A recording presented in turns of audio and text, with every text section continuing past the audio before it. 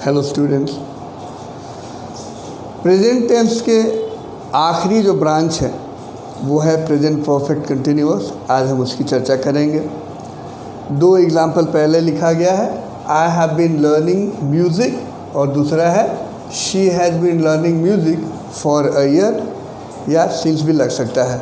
इसको हम समझेंगे पैटर्न से कि इसका पैटर्न क्या होता है। सबसे पहले हम पैटर्न लिखेंगे, सब्जेक्ट प्लस हैज़ या हैव प्लस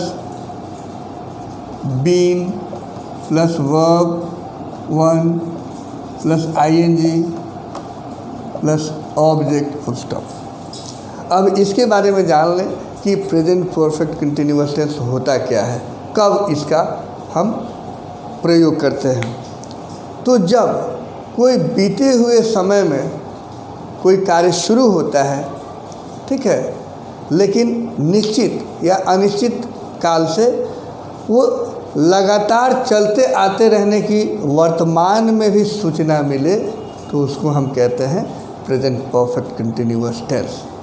एक बारंबारता, ठीक है, यानी बारंबार वो कार्य दोहराया जाता चलता आ रहा हो, तो उसको हम कहेंगे प्रेजेंट परफेक्ट कंटिन्यूअस टेंस। भूतकाल से शुरू होगी, किसी निश्चित समय से या फिर अनिश्चित समय से भी शुरू होगी पास्ट टेंस में, लेकिन लगातार वो जारी रहे, ठीक है, प्रेजेंट टेंस में, तो उसको हम कहते हैं प्रेजेंट परफेक्ट कंटिन्यूअस टेंस। जैसे हम पहले एग्जाम्पल में देखेंगे, I have been learning music, ठीक है। तो I have been learning music का मतलब ये नहीं हुआ कि मैं संगीत सीख रहा हूँ, इसका मतलब हो गया कि मैं संगीत सीखता रहा हूँ अभी भी, पास्ट में भी सीखता था और अभी भी।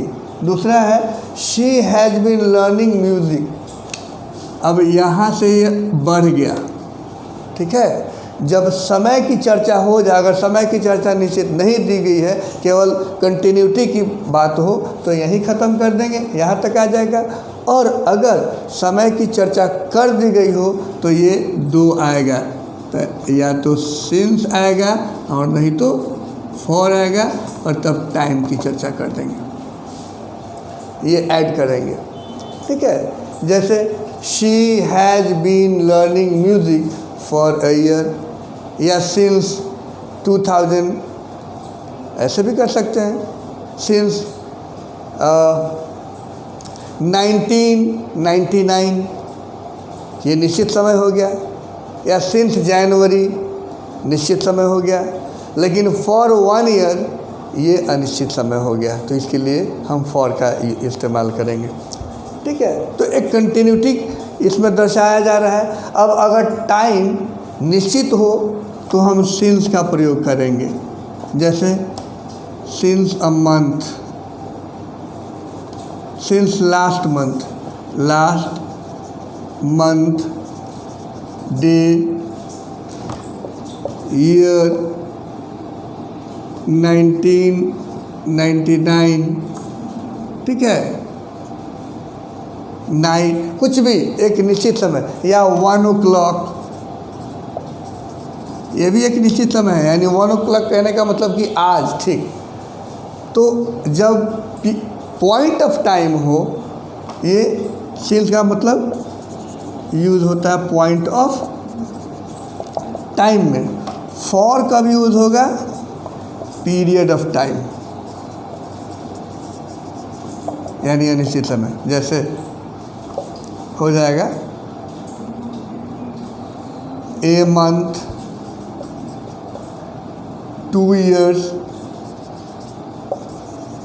ठीक है, या 20 years, कुछ भी जिसमें निश्चित समय का पता नहीं चले, उसके साथ हम फॉर लगाते हैं।